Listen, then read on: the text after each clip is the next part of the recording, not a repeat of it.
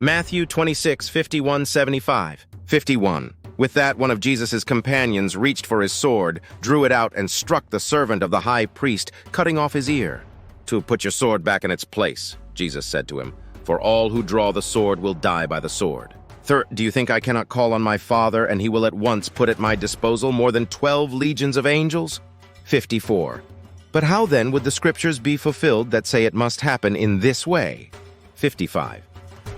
In that hour, Jesus said to the crowd, "Am I leading a rebellion that you have come out with swords and clubs to capture me? Every day I sat in the temple courts teaching, and you did not arrest me." 56. But this has all taken place that the writings of the prophets might be fulfilled. Then all the disciples deserted him and fled.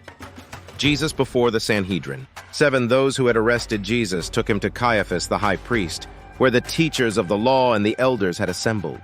But Peter followed him at a distance, right up to the courtyard of the high priest. He entered and sat down with the guards to see the outcome. The chief priests and the whole Sanhedrin were looking for false evidence against Jesus so that they could put him to death. But they did not find any, though many false witnesses came forward. Finally, 2 came forward, 61, and declared, "This fellow said, 'I am able to destroy the temple of God and rebuild it in 3 days.'" 62. Then the high priest stood up and said to Jesus, "Are you not going to answer? What is this testimony that these men are bringing against you?" 63. But Jesus remained silent. The high priest said to him, "I charge you under oath by the living God. Tell us if you are the Messiah, the Son of God." 64. "You have said so," Jesus replied. "But I say to all of you, from now on you will see the Son of Man sitting at the right hand of the Mighty One and coming on the clouds of heaven." 65. Then the high priest tore his clothes and said, "He has spoken blasphemy. Why do we need any more witnesses? Look, now you have heard the blasphemy." 66. "What do you think?" "He is worthy of death," they answered. 67. Then they spit in his face and struck him with their fists. Others slapped him. 68, and said, "Prophesy to us, Messiah. Who hit you?" Peter disowns Jesus. 69. Now Peter was sitting out in the courtyard, and a servant girl came to him. "You also were with Jesus of Galilee," she said. 70. But he denied it before them all. "I don't know what you're talking about," he said.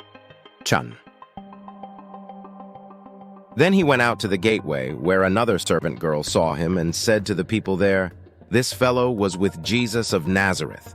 72. He denied it again with an oath, "I don't know the man."